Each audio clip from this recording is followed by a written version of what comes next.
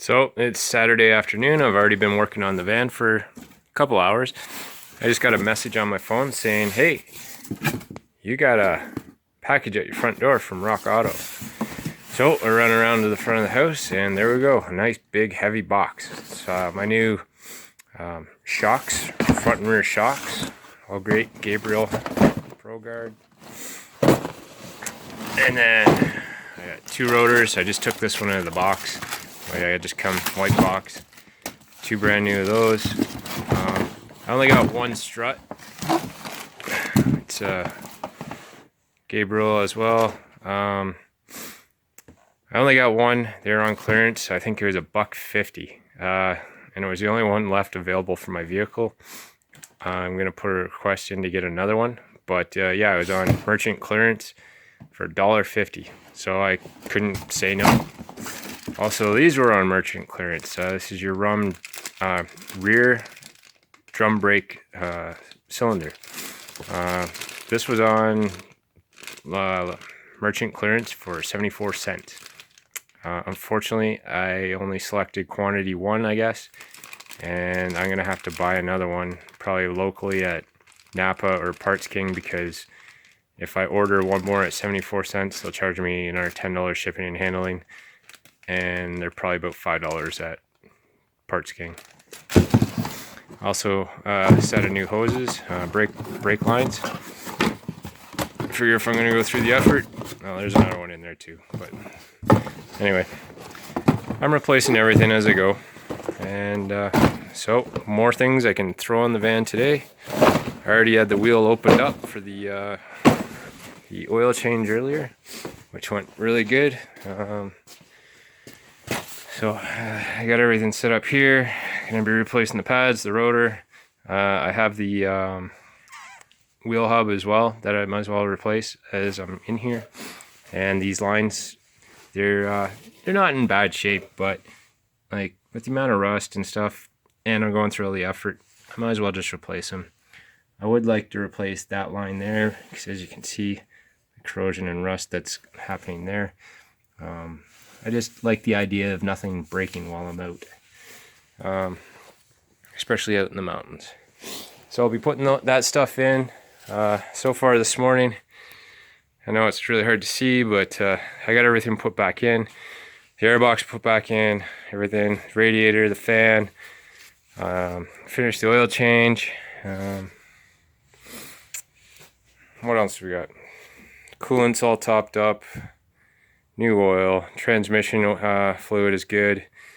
I'm going to do the brake, clear that right out when I get all the brakes hooked up and replaced, and then just drain the fluid out each caliper as I go, and then top up the fluid from up here.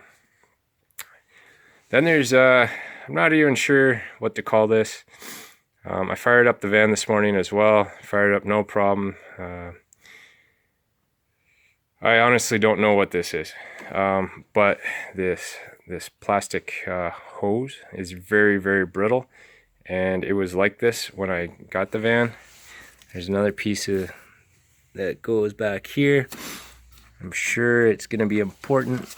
This end is broken off in a little rubber socket back there as well, and it's yeah, I don't know how, I can't order these pieces, and I don't know how I'm going to repair these pieces. Maybe whatever. If the van works fine without it, then it's going to be without it. We'll see.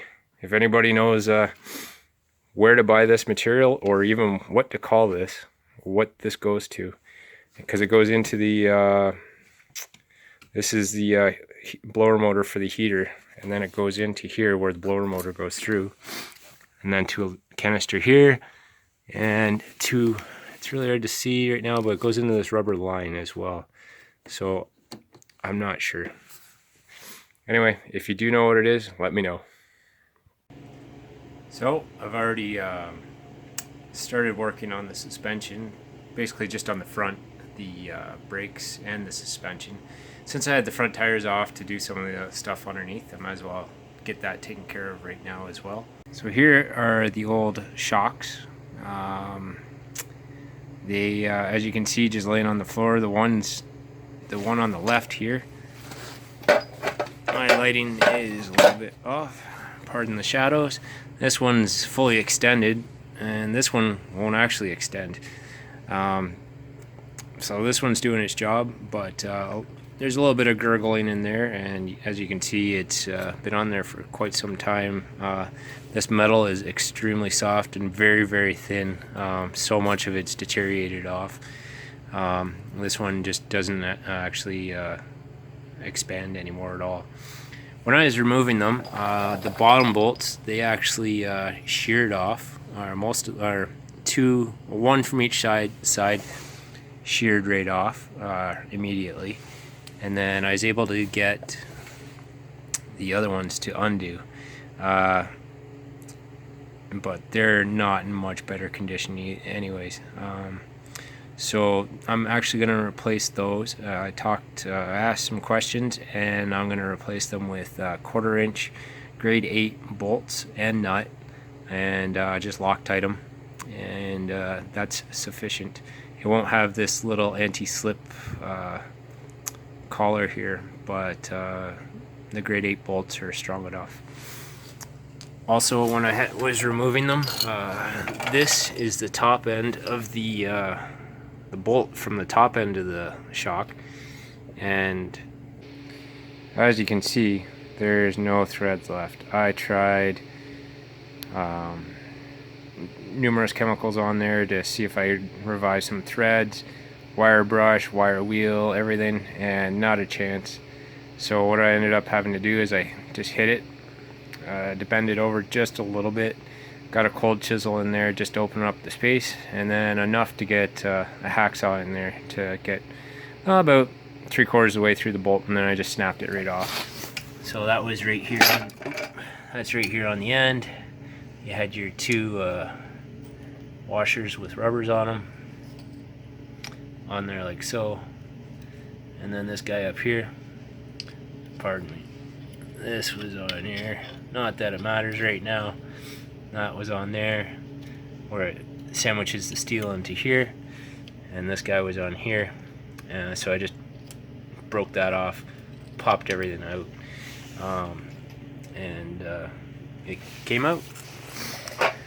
So this one, it comes with the all the new rubber washers, steel washers, new nut, new end, but for the bottom part there, let's see if I can get some light in here somehow. There we go.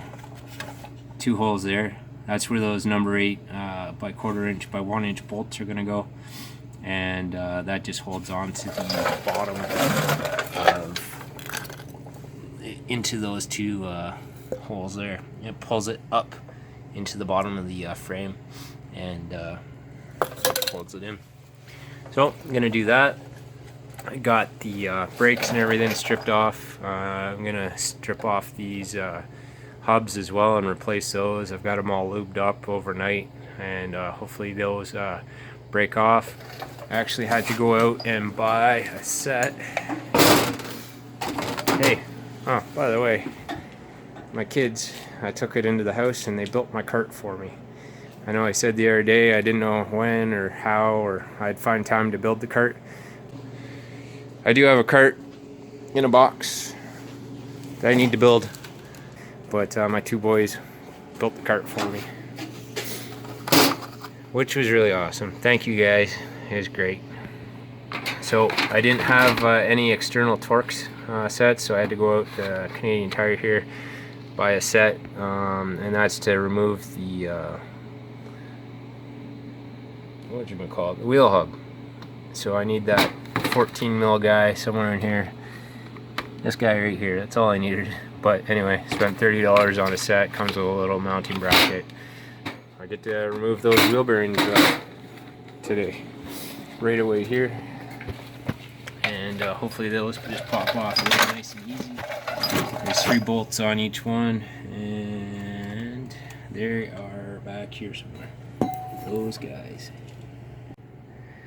Okay, so I was saying that I needed an external Torx or E-Torx for these wheel bearing nuts or bolts. I was wrong on that actually. This is the head of the bolt. They all came out relatively easily, just with my 30-inch long breaker bar. But what it actually was, oh, hey look, I've got my light. I didn't really need my light, but I got my light. Great. Anyway, that can just sit there. What it actually was is a 13 mil 12-point socket, and that works just perfect. That guy with that guy right in there, just like that. So I was misinformed, I guess. I had read some literature, or I seen it in a video, whatever. I read a blog saying that I needed an eTorx, because I realized that my 6-sided 13 and 14 mil wasn't the proper tool, and I had it in my toolbox the whole time was just a 12-point instead of a 6-point. If you're not familiar with the difference, I'll find one here. This is a 3/4 inch, I believe, but it'll do just fine. That is a 6-point. That is a 12-point. Most sockets, larger socket sets, are going to have both in it, depending on the size. But yeah, that's what you need. You need a 12-point.